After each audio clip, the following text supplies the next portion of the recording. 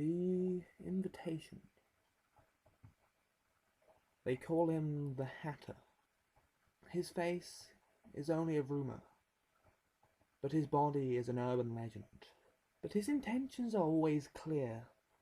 Once the invitation arrives, he will be waiting, likely with his knowing smile and lashing tongue. Marcus was an unexceptional man. He worked 8-hour days in some indistinct office, punching numbers, balancing accounts, and taking phone calls. He kept to himself, preferring to spend his evenings alone, sinking into a good book rather than relatives or bars and nightclubs, though he had his eyes set on Janet from accounting. Marcus seldom spoke with her, and their relationship was at best described as accidental. Ever a creature of habit, Marcus was a predictable man, always living under a invisibly ticking clock. He would wake up every morning at 6 a.m., never sleeping a minute under or over. He would shave, shower, and cook a simple breakfast, faintly buttered rye toast and coffee. 2 slices on his plate, 2 sugars in his coffee, and Marcus was ready to go. He drove to work, clocked in, and stayed in the same place for 8 hours, leaving only to eat lunch or use the bathroom. Sometimes his co-workers would drop in for a casual conversation, but this happened increasingly rarely. He'd drive home, change in his pajamas, and cook a simple meal of meat, potatoes, and some greenery if he felt adventurous. For him, excitement and colour came through carrots and peas. Then at exactly 11 p.m., Marcus went to sleep, never to rise until the next morning. Marcus was boring, and he liked it that way. The Hatter had other plans. After a grey day at work, Marcus was ready for a new reading material. Perhaps his issue of Reader's Digest had arrived, or perhaps his family had sent him an early Christmas card. He needed some entertainment, and with a brisk walk approached his mailbox. Sure enough, a pile of letters waited for him. Unlike a vulture with an affinity for milk toast, Marcus scooped these up, taking great care to conceal his treasures from the pouring rain. Dripping and dashing, he gingerly slammed the door shut, unceremoniously tossing his coat over a nearby chair. Sadly, it seemed Marcus would be met with a disappointment this evening.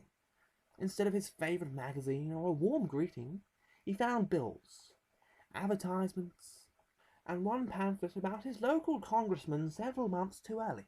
In his hopes that he had missed something, he flipped through the stack again and again, only to be met in vain.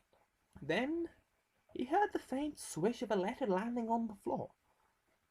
The Hatter was terribly fond of grand gestures, and the invitation to his party are always carefully hidden, whether hidden with care or in plain sight. He made sure his potential guests always found their letter in time, and Marcus was no exception. He had been watching Marcus, and eagerly awaited his response. The letter was small, no larger than a Christmas card.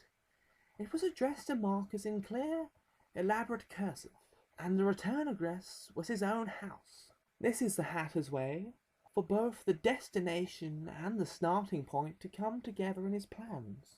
Perhaps this is another of the Hatter's games, silently mocking his prey that there is no escape. Either way, Marcus opened the letter. It offered no resistance. It longed to be opened. Inside, he found a simple card, embroidered with shades of red and gold lettering. He saw the shine of golden script on both sides, and casually turned the invitation over. The reverse side held a date and time, April 14th, 2:31 p.m. Curiously, he glanced at the other side, and there it was, in bold print. You should sit. This phrase is the Hatter's invitation. It is a simple command, no more threatening than asking to continue breathing. But to follow the instruction is to answer the Hatter's call, and many fall into its gentle trap. Marcus knew no better, and he sat down pondering the strange letter. A single footstep echoed behind him. Perhaps a cup of tea would calm him down. Was he nervous? No, strangely not. He had forgotten his movement to the kitchen, and momentary amnesia had brewed a steaming pot of Earl Grey.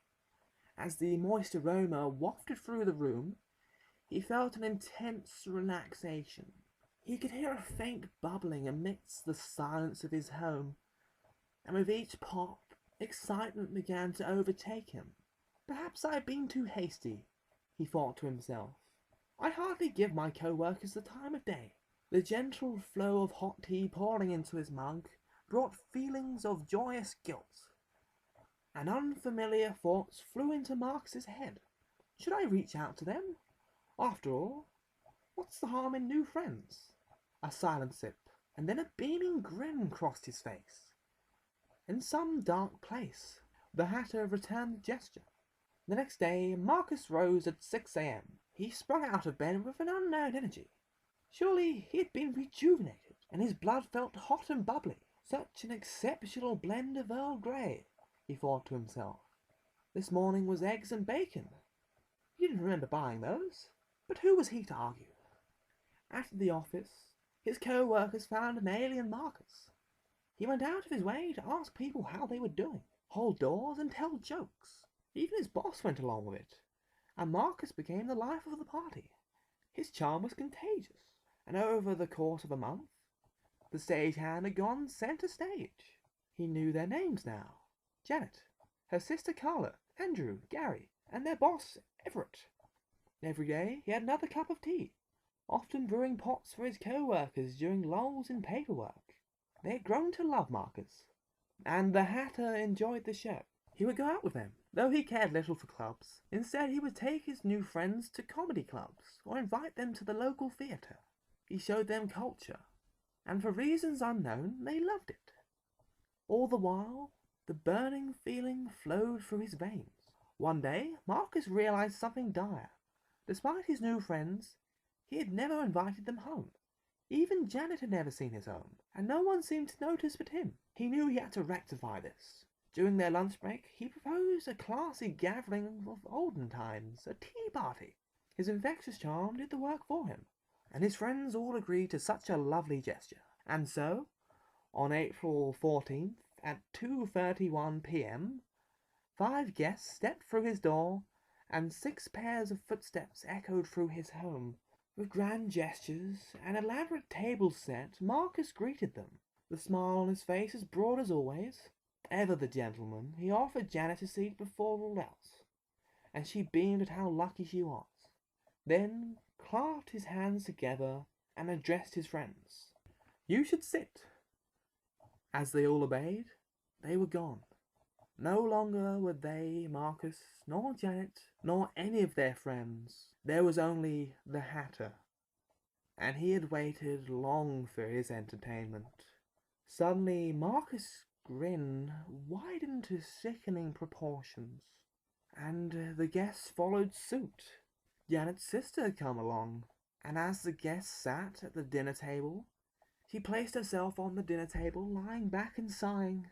They looked on hungrily, and the Hatter deemed that they should say their prayers before their meal. Then their forks and knives dug into her, severing raw flesh and splurting blood. Their gory meal continued, and they devoured into frenzy, with their guests forsaking their utensils and biting at her. They shredded her like wild animals, bits of flesh and blood caking their fine dress and teeth. As she was devoured, they all smiled, including the eviscerated remains of her sister, an unnatural force keeping her alive until the Hatter deemed she had suffered enough. Her mind, trapped helpless, and silently screamed within her own body. "You may die now," as she had her moment to scream. Marcus bit down on her throat.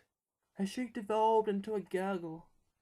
Janet scooped a severed finger, placing it in her mouth. With unhuman strength she chewed and swallowed, stifling a giggle. Clara's face inhumanly twisted back into a grin, cracking bone and holding far too wide. She was the Hatter's now, yet the Hatter's party was far from over, and the guests were ready for the party games. While Marcus escorted their boss into the kitchen, Janet pounced on Gary, her hands on his throat. She viciously slammed his skull on the floor, holding him down. Though they all knew it was too late already. His face draining, Janet slowly eased a fork into each of his eyes.